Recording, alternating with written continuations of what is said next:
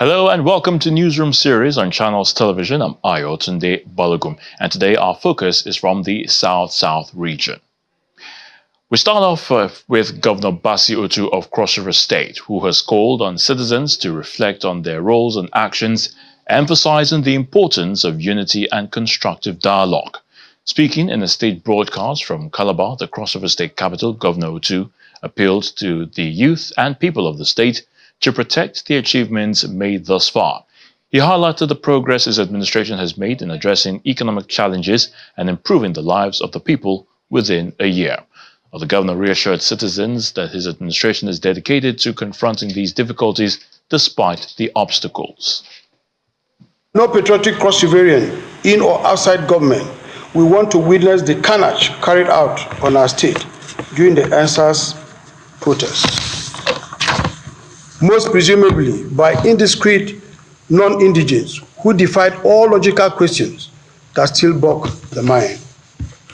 What has protest got to do with the Tinapa 240 rooms hotel still lying desolate? How does protest connect with wrecking of the International Conference Center, the wiping off of a generation of history and fittings at Chronicle, and the destruction of private properties built via painful sweats and labor? Somebody needs to be convinced how a civil protest would want to bring down the garment factory, feeding over 100 households, not to mention entire haulage system decimated, all in the name of protest. As these images keep replaying in the minds of indigenous cross-riverians, whose common patrimony is still being diverted to fix the avoidable damage, a holy anger erupts in our minds and compels us to vow that we will not go to sleep and allow a repeat of such unconnected acts. For the benefit of the doubt, any person or group who want to test the resolve of the government and people of Cross River State should be prepared to be an ugly guest at the African Correctional Center. Enough should be enough. As the day for the planned nationwide protest draws near, Akwa Ibom State Governor Pastor Onwenu has advised citizens and residents of the state to avoid anything that could stall the ongoing development process of the state government. Now, Governor Eno gave the advice while in a meeting with a cross-section of citizens and residents, including youth groups, members of the organized labor, traditional fathers, security chiefs, and other critical stakeholders at Government House in Uyo. Very much, Your Excellency, for this. Seated here are representatives of youth groups, members of organized labor, civil society groups, security chiefs, leaders of the traditional institution, and other critical stakeholders in Akwa Ibom State. On behalf of civil society organizations in Akwa Ibom State. The critical meeting is at the instance of the state government to engage stakeholders on the need to maintain continued peace in the state, especially during the planned nationwide protest. As a state, we have come together today to see what are the issues that we want to protest about. Has government done anything? Are we doing anything to address some of the issues? Will it take a protest to address those issues? What benefits will the protest bring to us in the end? What if this protest is hijacked by hoodlums and the peace we have enjoyed in this state is tampered with? The police commissioner in the state, Mr. Wahid Ayilara, says the police recognizes the rights of the citizens to protest, but will not allow anything that can lead to a breakdown of law and order.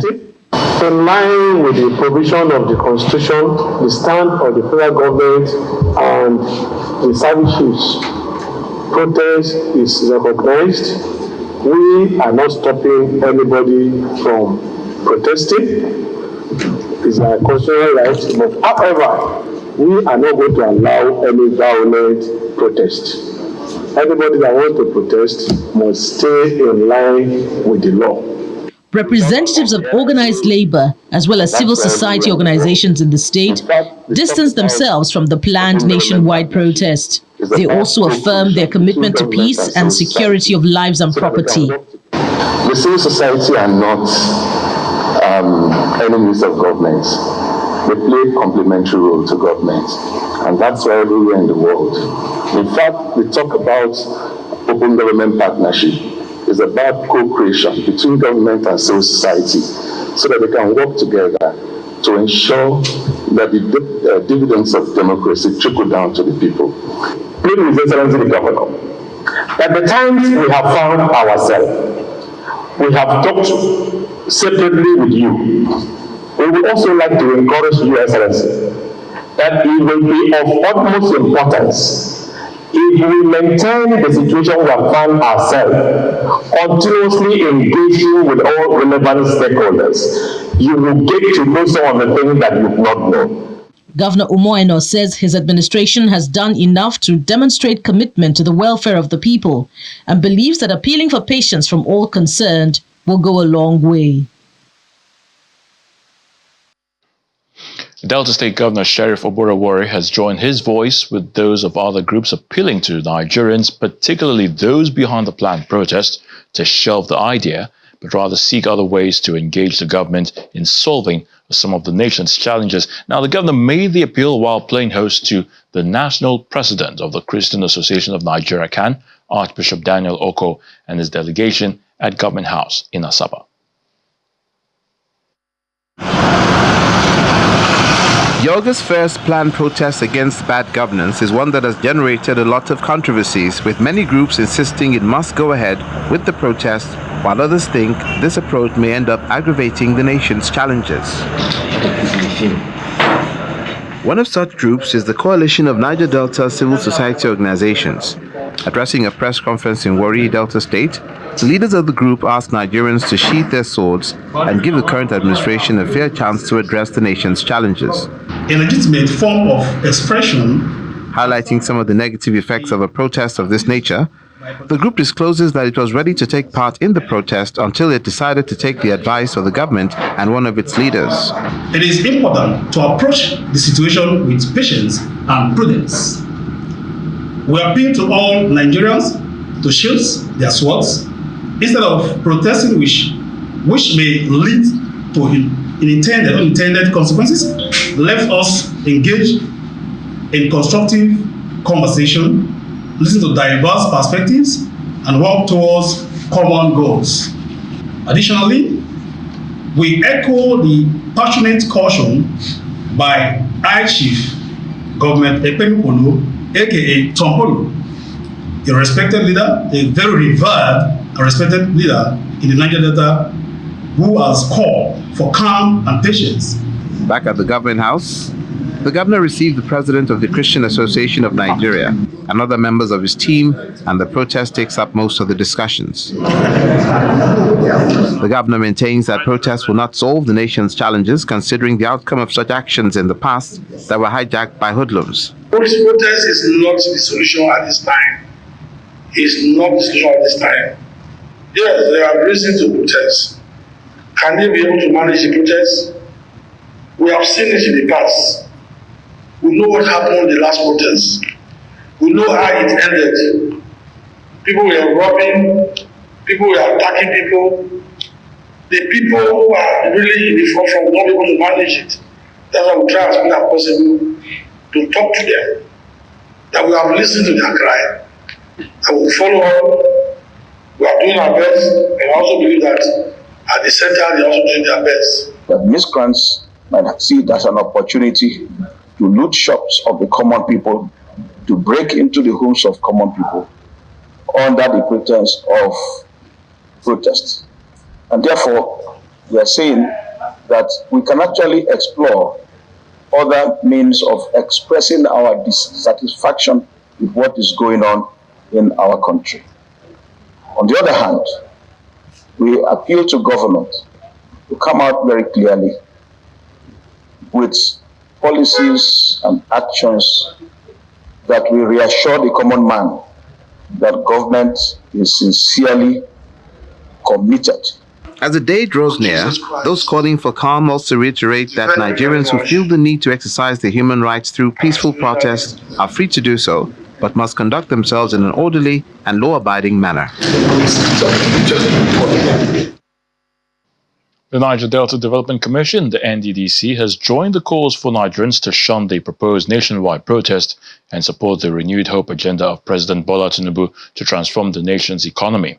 The River State representative on the governing board of the NDDC, Tony Okocha, made the call during the inspection of some of the Commission's projects in River State. The River State representative on the NDDC board, Tony Okocha, in company of some engineers of the Commission, is embarking on this tour of projects across 5 local government areas of River State to showcase the impact of President Tinubu's renewed hope agenda on the people of the Niger Delta region. Among the projects are the construction of 3-bedroom and 4 set of 2-bedroom teachers' quarters at Community Secondary School, Umwechem in Eche local government area, a 10-room corpers lodge in Emuha local government area, and then a 10,000-gallon solar-powered water project in Soku, Akukutoru local government area of the state. The water here is such that it is hard. Hard water means there's manganese and calcium. So you can do incrustation. Incrustation, for those who do not understand, corrosion. If you fetch bucket and all that, it corrodes it. That is one of the things. So this project was intended to address it, such that it is these contaminants in water that causes the gastrointestinal and other waterborne diseases.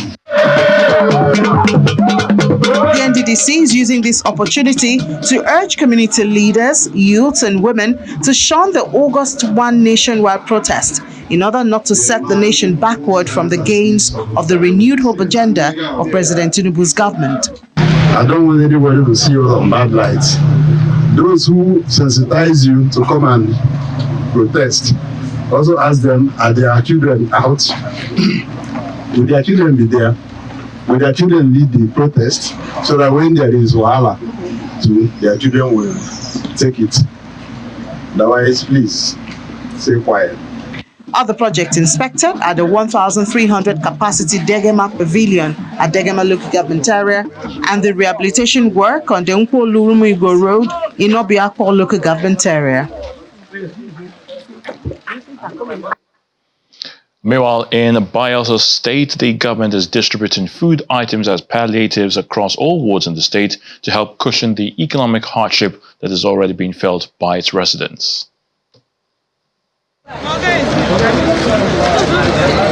The distribution process of rice and other food items has commenced in Bayelsa State, and they are being sent directly to all 105 wards. The State Commissioner for Information, Koko Biowo, provides a breakdown of the distribution process. These food items we are distributing is rice and garri, like I said. They are meant for the less privileged, the vulnerable group in the society. And the governor has directed that no political appointee should take this food. No elected officer and the civil servants are exempted. Other people that have no job, those are the core vulnerable group, and those are the people that should be given to. All government functionaries are involved in the distribution to make sure it goes down to the communities, those that will actually benefit. And it is important because we are setting up a committee to monitor the distribution of this palliative. And if we find out that any government functionary has taken any part of this palliative for himself, well, it's only the governor that knows what will come after that appointee. To ensure transparency, heads of various local government areas and ward councillors are invited to acknowledge receipt of the food items. Well, I have called all my councillors, the 15 of them are here, and other stakeholders, and I've told them the directive from the governor that not a grain of rice be given to political appointees or political office holders. So I believe that they have gotten that message, and we are going to follow it up strictly so that the grains get to the end users, the people who need them most. Saturday Joy is taking rice is 190 bags per ward. So when you times 190 bags per ward, we're supposed to have 3,230 bags in Saturday Joy. Then for the rice, then the gari is 30 bags per ward. And so when you times it, you also get 510 bags. As residents of Bayelsa State grapple with the rise in food prices, the state government is optimistic that the food items will provide some relief from the economic hardship experienced nationwide. Welcome back. The Hydrocarbon Pollution Remediation Project HYPREP has planted 514,819 mangrove seedlings to restore the Ogoni ecosystem after oil pollution. The HYPREP coordinator, Professor Nenibarini Zabe, disclosed this during a visit from the Ministers of Environment and Niger Delta Affairs. Our correspondent, Deborah Agbelama, reports. The Minister of Environment, Balarabe Lawal, and his Niger Delta Affairs counterpart, Abubakar Momo, are here in Bomo, Gukana, and Bogo, Thai local government area, to commission 2 water projects during their 2-day visit, as they also inspect some ongoing project sites. After inaugurating the projects, the HYPREP coordinator, Professor Nenibarini Zabe, highlights the importance of reviving the ecosystem and notes that HYPREP has set a world record by planting 514,819 seedlings on oil-degraded mangrove in Ogoni land. HYPREP is undertaking the world's largest restoration of oil-degraded mangroves. So far, we have planted 514,819 mangrove seedlings, while restoring mangroves through assisted planting. Reducing mangrove harvesting pressure is also necessary. Thus, we commemorate this year's World Mangrove Day with 2 significant activities. We are launching Grokun as a sustainable alternative to using single-use plastics to nurse mangrove seedlings. The Honorable Minister will also launch the pilot cook stove project. The minister then commenced their tour at the mangrove restoration sites, moving to the ongoing Boa Water Scheme project in Gukana and the Cottage Hospital. Next, they inspect the Center of Excellence, which is the Environmental Research Center located on the 29 hectares of land in Wiakara, Kana LGA, as well as the ongoing Ogoni Specialist Hospital in Thai LGA. We were able to commission some 2 very important water projects, and we went around and saw some remediation sites, and we went and saw a cottage hospital. Now we're here. What I think is important for us is that what I see here today is quite impressive, because I was here in December. When I came in here, most of the buildings that are now here were not even started. And we commission another water project. Massive, when we talk in terms of water project, it's not all those mini water, massive water projects where you have a ground level tank of about 50,000 cubic meter. You know what that one means. I think the PC and other operators of the system deserve some accommodation. The visit ends with the distribution of environmentally friendly cooking stoves to some Ogoni residents by HYPREP as a way to minimize air pollution. Deborah Balama, Channels Television News. In Edo, the All Progressives Congress APC is encouraging youths in the state to see themselves as capable of building a great future for themselves as well as Edo State. Various speakers, including the party's governorship candidate in the upcoming election, had a session with various groups from the 3 senatorial districts of Edo State, also advised them to avoid actions inimical to their progress. Is it the APC that caused the problem with Nigeria? No. It's the same manipulation that they have been making. This same manipulation is going on. If you cannot get power through the normal route, the only way to get it is through a structure. And they depend on you, the youths, to do this for them. And majority of you, unknowingly, because of certain desperation and peer pressure, you fall to their tricks. In Edo, we are going to be guided our senses. The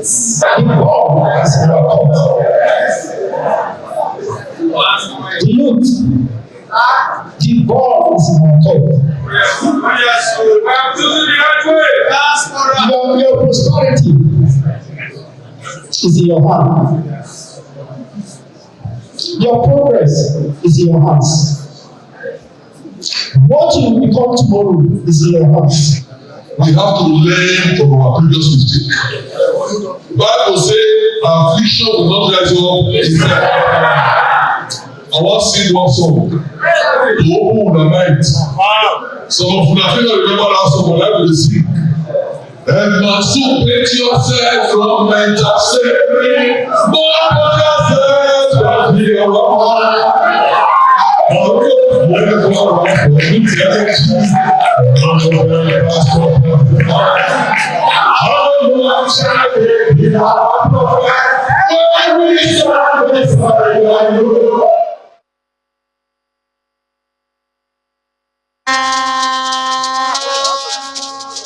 The People's Democratic Party continued its quest to secure victory at the September 21st governorship election in Edo State as the campaign train touched down in Umwande local government area.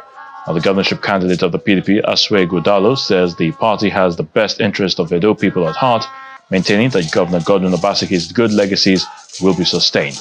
Some of the communities visited in the area include Umwande local government council headquarters, Eo, Isi North and South, Ogoni, and among others.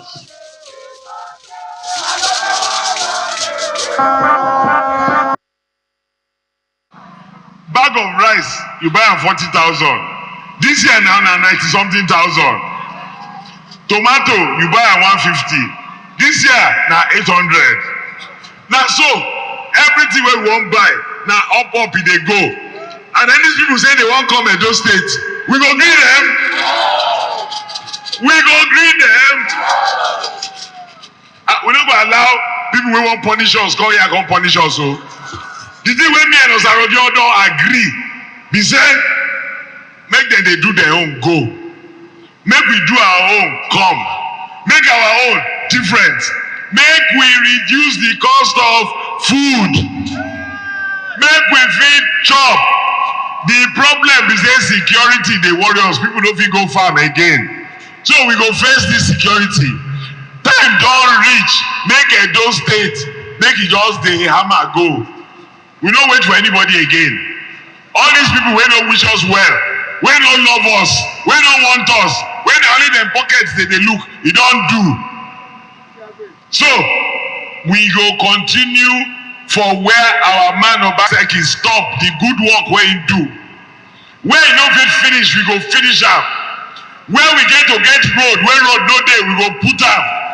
I know say some places dey where lights never dey. That work hard o, but we go do am. God don bless us, say he don grace us, say we go do this work for the people. Na our people, we must love our people, we must work for our people. All this one wey we dey suffer, no be so God want am for us.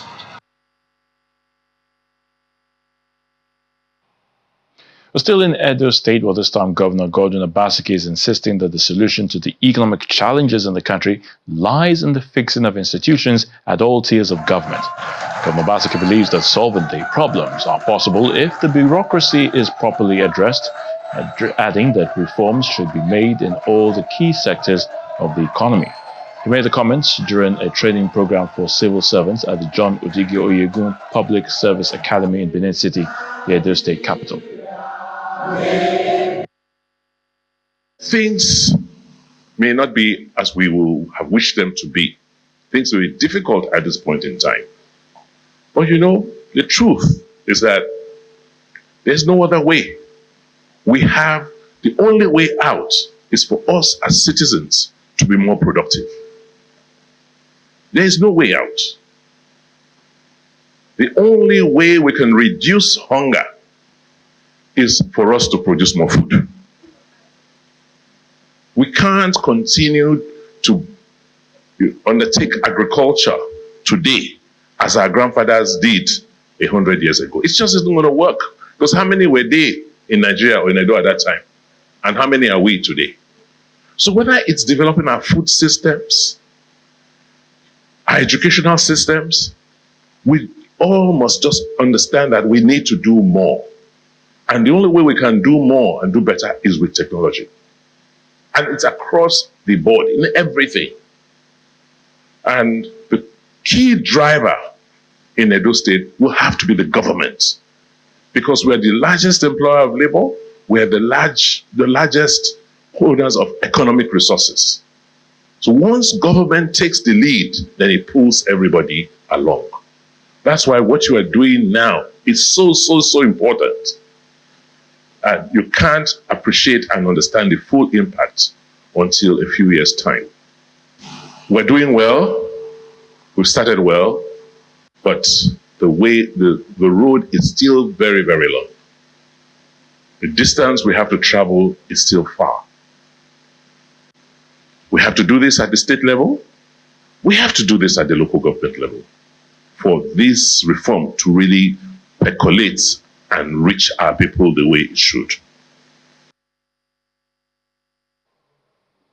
And as we close the show, Newsroom series, but on a more somber note, President Bola Tinubu has extended his profound condolences to the family of the late Miss Onyeka Onwenu. A statement by the Special Advisor to the President, Ajuri Ngalale, hails Miss Onwenu as a singer, songwriter, actor, journalist, activist, and politician. The President recalls the many artistic interventions of the late musical icon in promoting public good, noting her classic collaboration with King Sunny Ade on Wait For Me, a melodic campaign on family planning back in the 1980s. The Queen of Songs, edifying and mellifluous rendition, One Love in the 1990s, evoked a fervor of fellowship and harmony. It celebrates the life of the versatile and extremely gifted artist who applied herself to the whole gamut of artistic enterprise and expression, bringing joy and laughter to many. President Tinubu condoles with the entertainment industry, the Imo State government, and the numerous fans of the departed star over this immeasurable loss. He prays for the repose of the soul of the late Onyeka Onwenu, and that she finds a place yonder where the music never fades and where there is dancing in the sun as she lives on in her immortal masterpieces. The late artist died yesterday at the Reddington Hospital in Lagos after she slumped at an event in the nation's commercial nerve center, of course, in Lagos.